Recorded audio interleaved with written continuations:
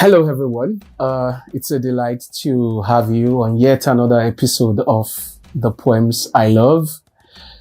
Today, I will be sharing 4 poems with you. 4 poems exploring the human condition across the continent of Africa. 4 poems by 4 poets from 4 different countries on the African continent. So I hope that you enjoy the poems that I will share today, and I would also try to provide some background, and reasons and explanations as to why I have chosen to share these 4 poems with you on this episode of the Poems I Love. The first is by the South African poet Oswald Mtshali, and it is titled Just a Passerby. I saw them clobber him with carries. I heard him scream with pain like a victim of slaughter. I smelt fresh blood gush from his nostrils and flow on the street. I walked into the church and knelt in the pew. Lord, I love you. I also love my neighbor. Amen. I came out, my earth as light as an angel's kiss on the cheek of a saintly soul. Back home, I strutted, past a crowd of onlookers. Then she came in, my woman neighbor. Have you heard? They have killed your brother. Oh, no, I heard nothing. I have been to church. This is a poem that the last line of it is particularly, for me, it's sad, but it's also makes me somewhat laugh, because for me, I look at the poet in this particular poem, as somewhat learned that self-preservation is like the ultimate quest in the particular society in which the poet found himself. And one of the things that happens in such a society is the fact that people become desensitized to danger, to the plight of other people in that society. He was walking to church to pray. He saw them beating somebody with clubs heavily, and that person would most likely have been beaten to death. He couldn't tell at that point, but then he went on, continued to church, went into the building, and then said a prayer of love to God, that he loved God and that he also loved his neighbor. But the man that he saw them beating to possibly to death on the street at that point in time, because while the poet was in church, he couldn't really say what would become of that person yet, right? He walked past that person, and yet he claims to have a love for God and also a love for his neighbor. And he couldn't dare to intervene in the man's situation to possibly bring about a change. And he continued on, still went back home, got back home, and then his woman neighbor comes in to inform him, have you heard? They have killed your brother. So the person they were actually beating up on the streets was his brother. And he walked past, he turned a blind eye. And even when the neighbor brings the news to him, he says, no, I haven't heard. I have been to church. So it's tragic, but it's also the sad reality I have seen bits of this in news, in conflict reading zones in this country and then maybe in some other parts of the world. For example, in a market where there is a suicide bombing. A suicide bomber comes in, blows up, and then you find that in a few minutes, the people, the traders, some traders in that market whose wares, everybody scampers for safety at first, right? When there is like a suicide attempt. And after the attempt, the bomb blast, the explosion, some people would have died. And then I've seen it in the news where some traders gather their wares and set up stores again and continue trading. Because that tragedy, the reality of that tragedy, they've been somewhat desensitized to it. It has become more like any other incident that would happen and after which life or the survivors have to continue. The second poem I will be reading today is by the poet Jared Angira, who was born in Kenya in 1947. The poem is titled No Coffin, No Grave. He was buried without a coffin, without a grave. The scavengers performed the post-mortem in the open mortuary without sterilized knives in front of the nightclub. Stuttering rifles put up the gun salute of the day. That was a state burial anyway. The car knelt. The red plate wept, wrapped itself in blood, its masters. The diary revealed to the sea. The rain anchored there at last. Isn't our flag red, black, and white? So he wrapped himself well. Who could signal yellow when we had to leave politics to the experts and brood on books, brood on hunger, and schoolgirls grumble under the black pot, sleep under torn mosquito nets, and let lies leak our intestines? The Lord of the Bar, money speaks, madam. Woman magnet, money speaks, madam. We only cover the stinking darkness of the cave of our mouths and ask our Father, who is in hell, to judge him, the quick and the good. Well, his diary, Submarine of the Third World War, showed he wished to be buried in a gold-laden coffin like a VIP. Under the jacaranda tree beside his palace, a shelter for his grave, and much beer for the funeral party. Anyway, one noisy pupil suggested we bring tractors and plow the land. This particular poem discusses the death of a public office holder, a politician.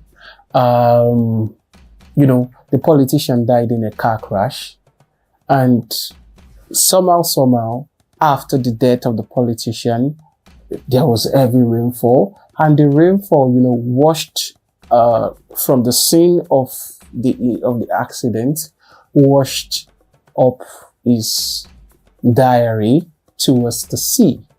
So this accident probably most likely happened on the close to the sea, on the beachfront. And looking at his diary, we saw it was revealed in this poem that regardless of the life of privilege and looting and nonchalance about public good, about the commonwealth of the nation, about the past, present, and future of the society that, enabled him to get into that political office. He wanted to be buried in, he detailed his life so much that he spared thoughts for his funeral. He had it all planned. He wanted to be buried in a gold-laden casket and all. And the whole tragedy of it, right? He wasn't even taken to a mortuary, for example. It was the vultures that did the post-mortem because they fed on his corpse. And, thereafter, and this sort of ties to the reality in the first poem that I shared too. One of the school pupils at the scene said, let's just bring a tractor and clear this mess away, get rid of this mess so that life can continue.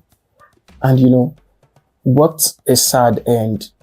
Typically, when somebody has given their lives to public service, for example, they should get some sort of honor, right?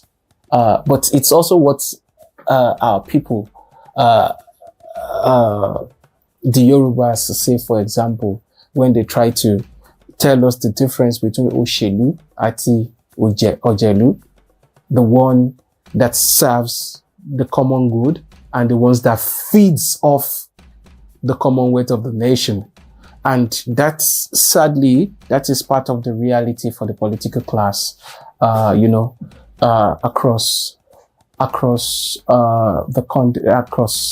the continent. Different countries complain so much about the high level of corruption amongst the ruling class, amongst the political class. And that is one of the situations, that this poem explores and depicts. So, the third poem I'll be sharing today is by the Ugandan poet Barlow, and it is titled Building the Nation. Today, I did my share in building the nation. I drove a permanent secretary to an important, urgent function. In fact, to a luncheon at the Vic.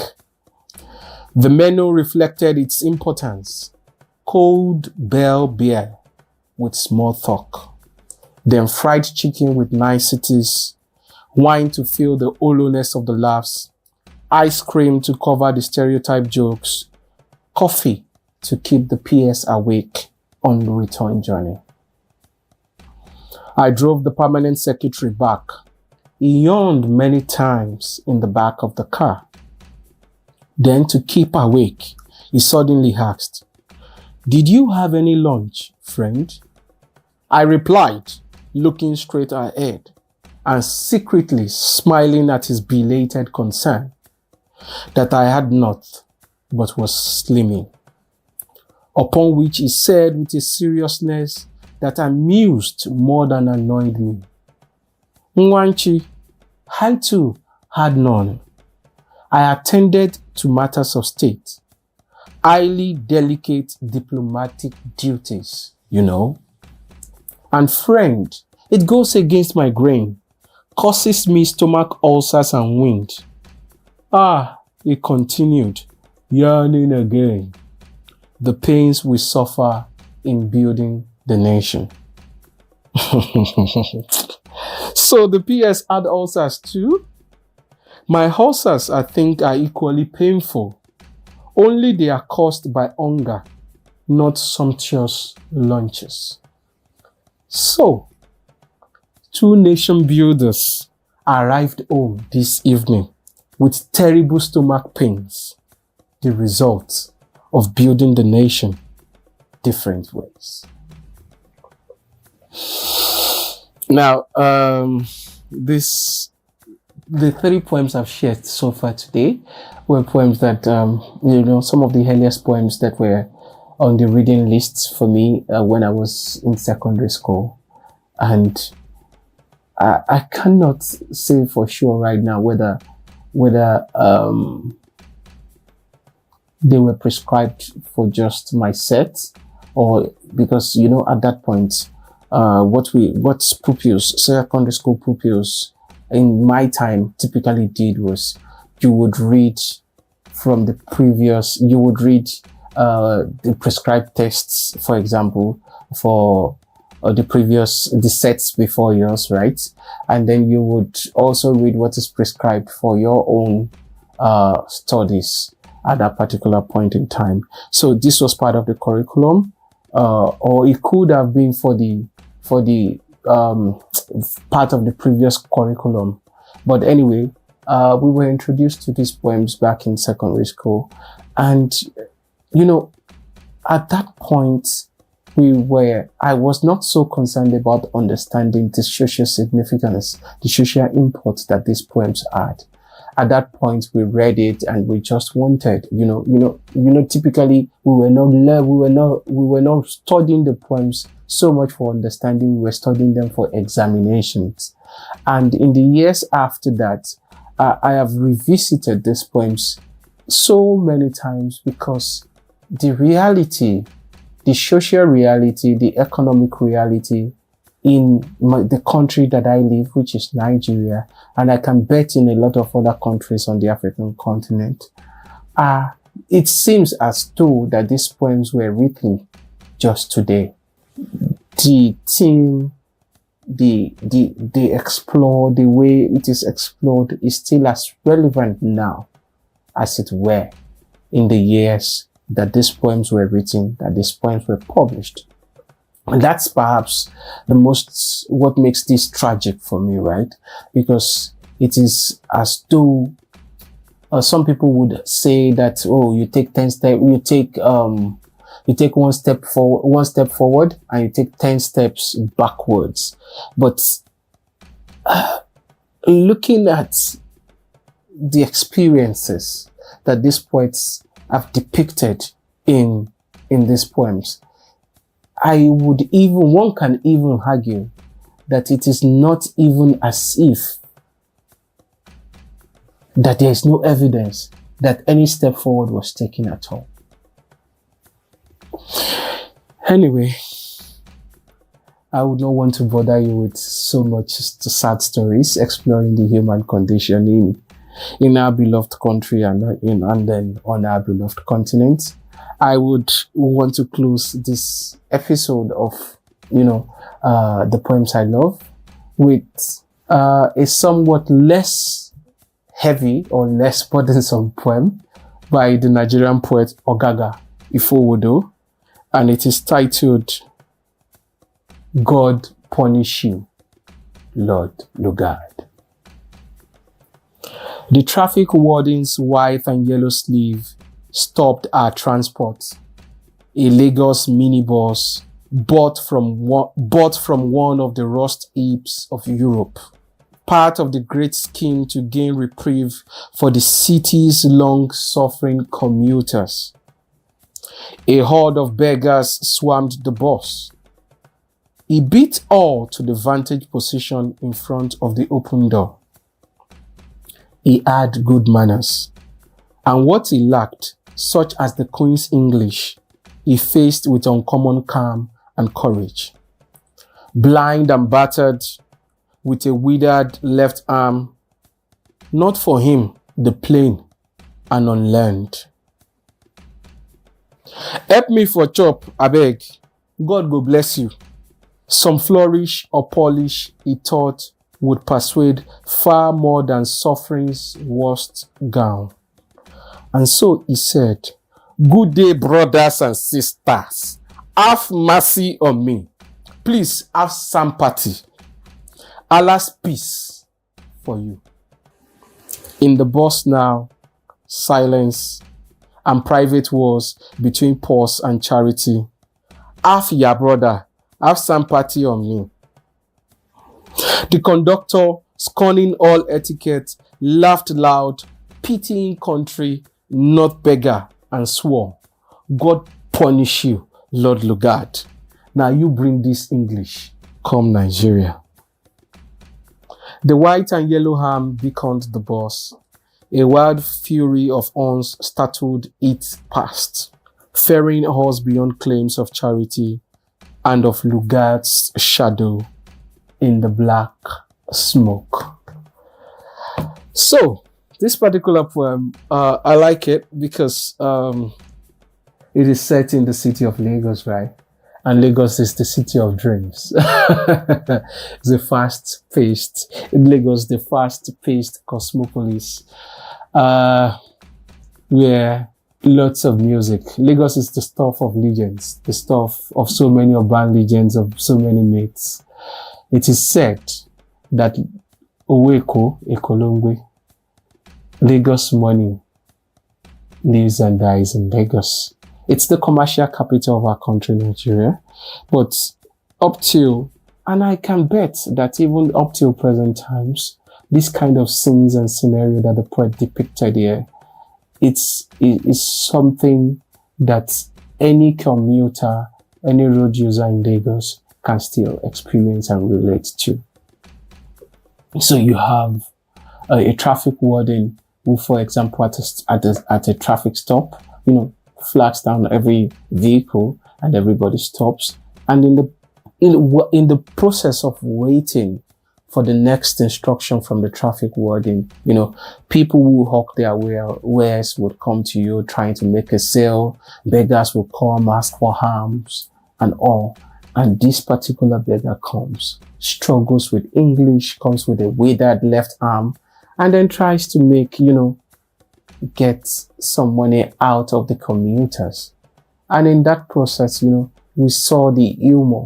We saw how funny the bus conductor found, the beggar's attempt at speaking English and all. And then the conductor was able to tie this back to the advent of colonialism. That no, this man would probably have been able to communicate more efficiently using his own language. But then he had to speak the language of business, the language of commerce, the official language that the country has chosen as a post-colonization rather. And, that's English. And he struggled with it. He spoke in further in English. It's comical, and, it's that historical reference to not just Lord Lugard, but to the country's contact with the West, and the confusions, the changes, the challenges, the terror, the tremor, the troubles that it has brought into the country, and all of that is captured there. But with a good dose of satire. And that's one of the reasons why I selected this as the final poem for this episode of the Poems I Love. Because yes, we've explored the human condition in our country, on our continents, through the eyes of three poets: Oswald, Mtshali, Angira, Barlow, and then finally Ogaga, Ifowodo. I hope that you enjoyed these 4 poems, and I look forward to seeing you again on the next episode of the Poems I Love.